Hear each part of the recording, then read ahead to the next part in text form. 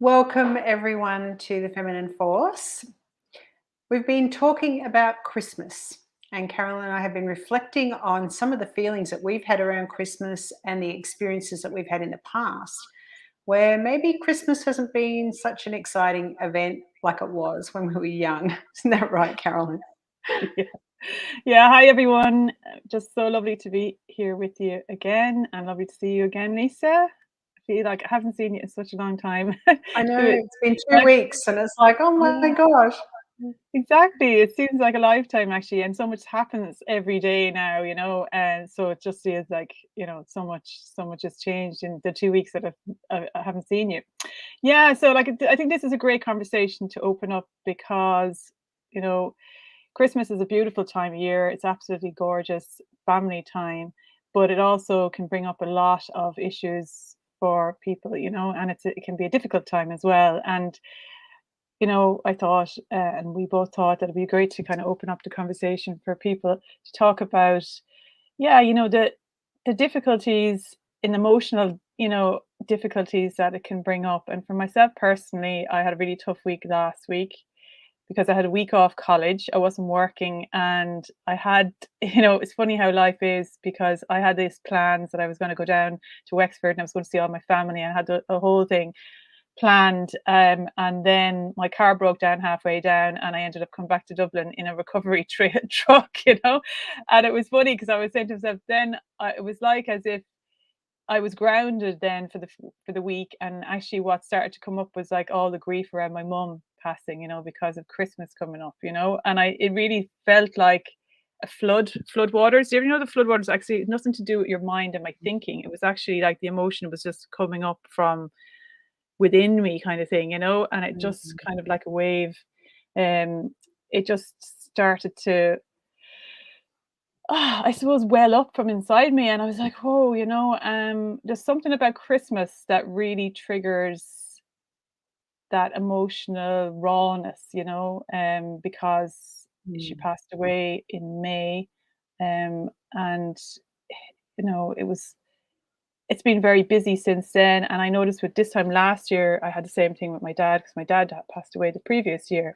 And it wasn't until just before Christmas that I started to really, the grieving process really started to kick in, even though I had obviously been very upset and everything, but it wasn't until just before Christmas that I started to really, that the emotional work, like just started to kind of rise up from within me, and I just thought to myself, wow, because so much has changed from this year, because we have no place to go to. Like my mum's house is gone now, and that was a hub for Christmas, and everybody went down with all the grandkids, and everyone, was always just so beautiful around the Christmas table, and that's not there anymore. And I was like, oh God, I have to create, what's it going to be like now? The Christmases of before have gone, and you have to recreate something new.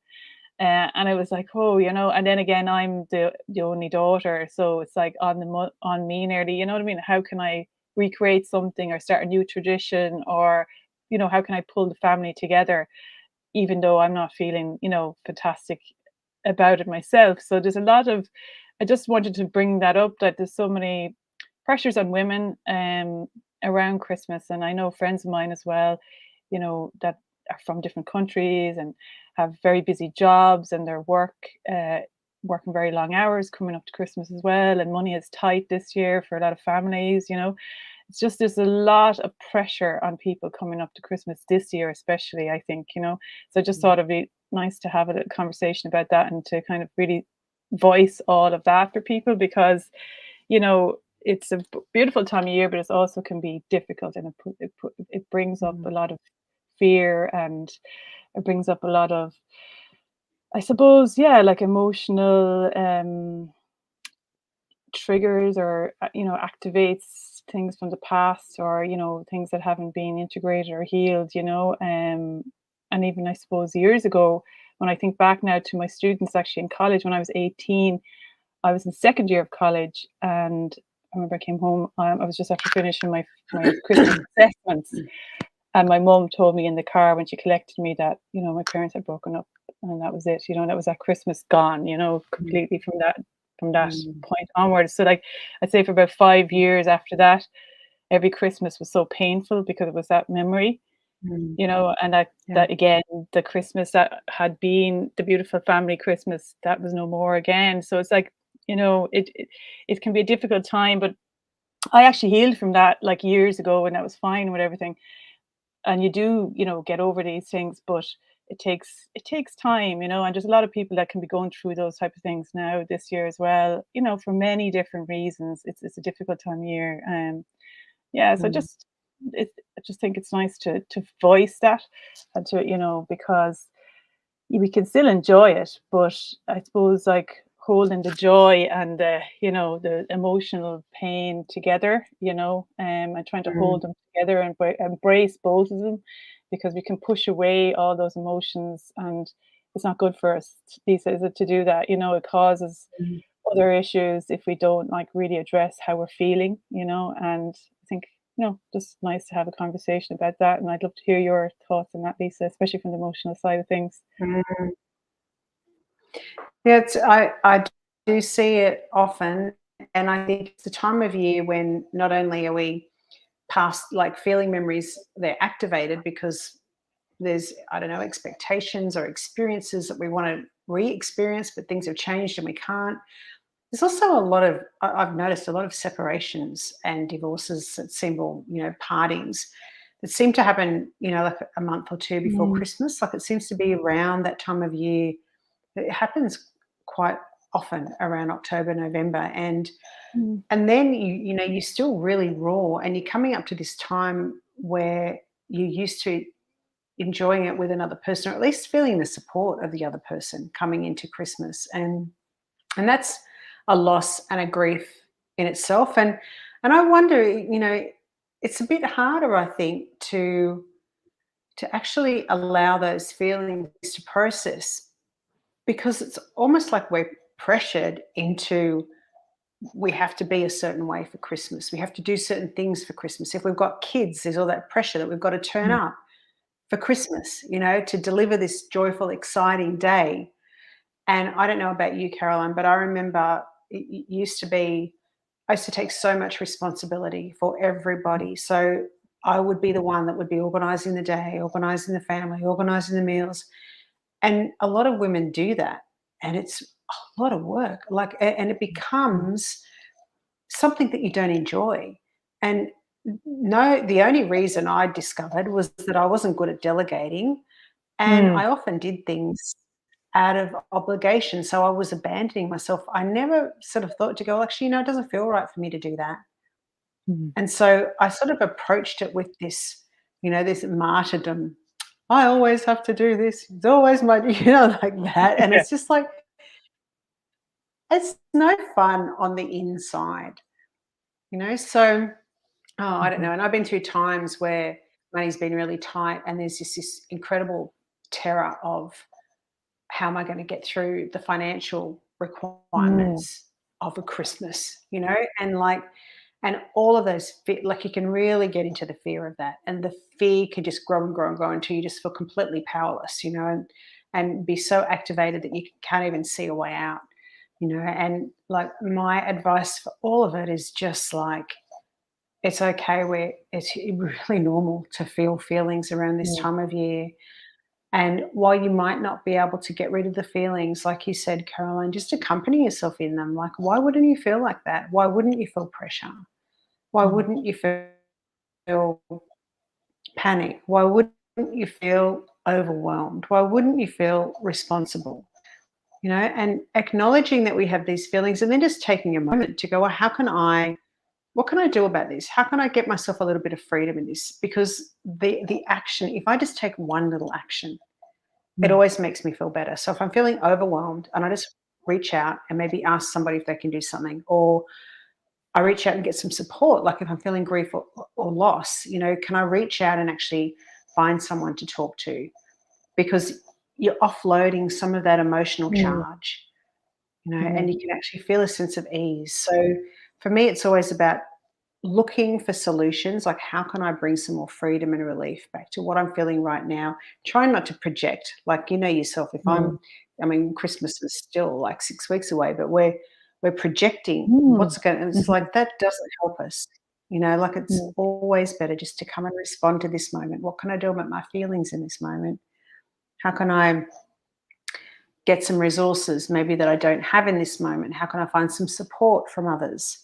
What can mm, I do right now? A little action that's going to help, yeah, and I think, 'cause I think it, women put so much pressure on themselves, like, they kind of like that perfectionism again, like you were saying, trying to create this perfect kind of Christmas for everyone, and especially, when with children want expensive, mm, toys, or, even teenagers, like everything gets so expensive, phones and shoes, and, everything that they would like, their friends are having on that. There's a lot of kind of pressure to, to provide those things, for the fathers and mothers or whatever, everybody, especially at this time, and to think that, I suppose, at this point, people are planning, they're probably shopping for Christmas now, and they're starting to plan for it. So it's the time that, I mm, suppose, like you're saying, taking support for yourself, and I think, even like you said, it's great, like just sharing it, or meeting with friends and kind of mm. sharing that, like, and it halves the burden, doesn't it? When you kind of are honest about how you're feeling, when you're not bottling it up and just suffering Mm. alone, definitely is a kind of a bit of a tonic, definitely, isn't it?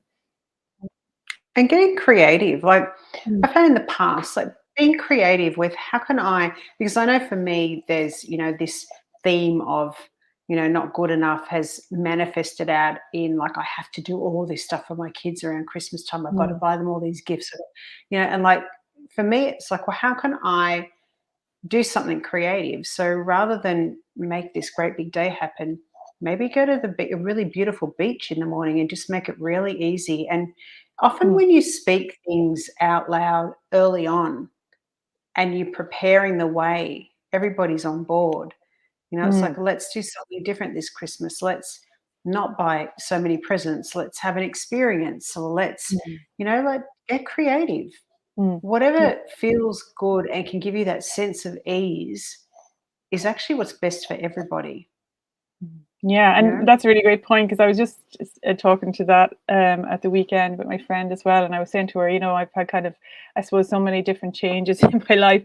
I've, I suppose my family moved house many times, and I moved countries many different times, and the Christmases have looked very different, and a many different over many years, and a lot of families like do the same thing over and over again.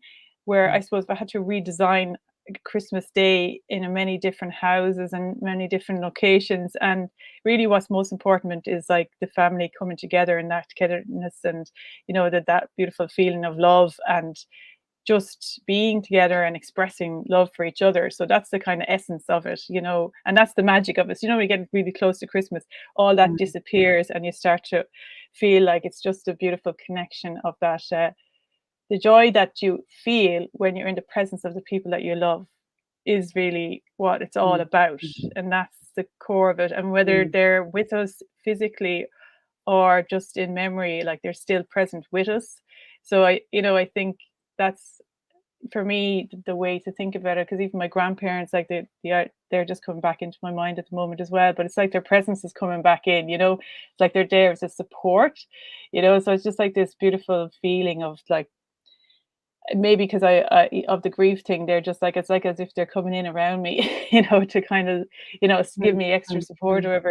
It's funny how those things, it's just like mm, getting that sense at the moment, but it's also like, I think exactly what you're saying, like how can we do it differently? Because I've had to do that so many different times. And last year I started a new tradition of bringing the kids up to Newgrange, which is it was like the old Celtic New Year. We go up to, I took them out of school on the 21st of December, and I said, okay, take the day off. You can go to school if you want, or you can come with me, get up at 6 a.m., pitch dark, and I'll bring you to Newgrange, which is about an hour away from Dublin. And we went in the dark, and we went up to the Neolithic tomb, like 3,000 years old. It's older, actually. It's older than wow, no, actually, the pyramids. And it's like an ancient, it's like the start of the new year when the sun rises. It's a symbolism of hope, and that the new mm, birth of the new year, because we were in darkness for so long, and then when the sun rises, it's like the rebirth of the next year. So it was really symbolic. And then it was dark when you arrive, and then the sun rises, and then you come back to the visitor center and you go for breakfast. So we went for this big Irish breakfast, and it was, Christmas trees everywhere, and it was kind of a natural Christmas. It was just beautiful. It was amazing experience, like you said, and the kids were blown away Mm, about mm, by it. And then I told my brother about it. He said, "Oh, I'm going to come with you next year. We're going to come up and we'll go do it with you next year." So, like creating something new, a different tradition, and it wasn't about money. It mm, was about their heritage, and making sure that they understand the symbolism of their heritage, and just a different experience, more connected to nature and things like that. And the fun of doing something new and exciting as well, like breaking the mm, rules as such. So yeah, like it's amazing what you can do. You can recreate a new tradition if the old traditions have died yeah. away. It's all about just coming Mm. together and having fun and a bit of excitement. But I actually think that in Ireland, it sounds to me like, I don't know about other Australians, but I know certainly we really don't have, in my family, we haven't had a lot of rituals or traditions around Christmas time.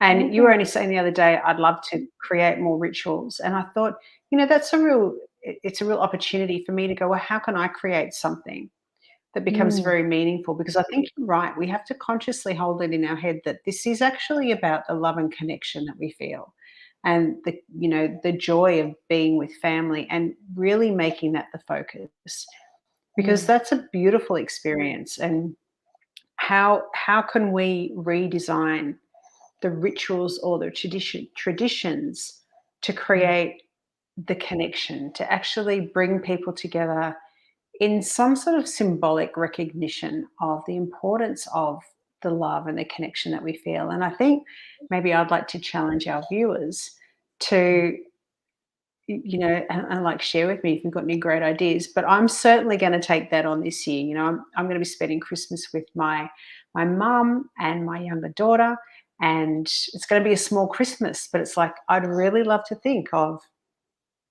a really beautiful ritual that I can share with them. That's something mm. that we can do every Christmas. Yes, exactly, and that's it. It's just something that creating a beautiful memory that stays in their mind, and then that they want to repeat each year, and that Mm, is something that's unique to your family, because every family has their little rituals and their little things that they do around Christmas. But mm, it's hard when that breaks and it changes, but then we can always redesign it and create a new, mm, experience. And it's always going to be changing anyway, because as kids get older and teens change, they're not going to be like, you know, I suppose the Santa Claus that we had years ago, or whatever. But it changes again, so it's always changing mm, anyway. So it's just trying to embrace the change, the changing seasons of life, I suppose. And every Christmas is going to be different, even though we feel like we wanted to have the same. But how can we evolve our Christmases to evolve with who we are mm, now in the moment? I suppose is the challenge, really, isn't it? We to keep the essence of Christmas, but to redesign it for what's true to you. Yeah, I think that's the challenge, isn't it, mm. for That's so everyone? true. And I think Mm, that that's doubly important, because if I stay connected and in that feeling of connection and love with the people around me, then I'm less likely to be activated. I'm less likely to be jumping into that state of blame or resentment or overwhelmed, because the connection actually really helps me feel supported and not mhm, alone. And mhm, even, I know with addiction, sometimes Christmas is a really tough time.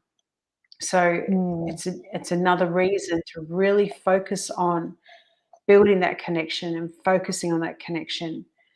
How mm, can I add to the connection that I feel with the people that are in my life? How can I put mm, myself in a position where we're all feeling good and really supported? Because that's going to mm, help with all of those sorts of things. So, mm, mhm. yeah. Yeah, that's a great point, because I suppose when families come together like that as well, and if you have strange members of families, then it's a difficult time as well. But yeah, like how can we, yeah, focus on the connection rather than maybe the difficulties that have been all throughout the year. Excuse me. So Mm, yeah, that's a great point, actually, because it does highlight everything, doesn't it? mm, It like puts a spotlight on it all the does. areas that maybe we need to look at anyway. It's just, I Oh, we suppose, do. we need to, it's Yeah. just it brings it up to the it brings to it to a head, everything up to a head, Mm, so we can see it. mm. But then it's an opportunity Well, to work through I those think things what too, happens you is, know? it's true, and I think what's really interesting to acknowledge here is that often because we don't have a lot of emotion education, we have these Mm, feelings and we're pushing them down the whole mm, time, and we're like, mm, oh, I'm feeling stressed around Christmas, or I don't want to go and visit your mum, or why do we have to do that? Or I've got to visit two families because my parents are divorced, or whatever it mm, is, and because we're not used to actually feeling our feelings and acknowledging them and allowing them just to process, to sit in that feeling, by the time we get to Christmas Day, we're like this bomb about to explode, and it's just like, it's no wonder that Christmas days are so fiery. And yet, if we listen to those whispers of feelings when they first come up, which mm, could be weeks before Christmas, mm, sat with them, did some writing about them, or shared about them, or talked to a therapist about them, like just do mm, something with them rather mm. than ignore them or forget about them, because they just keep building and building and building. And you only need one sibling to make some little comment, and then it's like Yeah. all over the Yeah, place.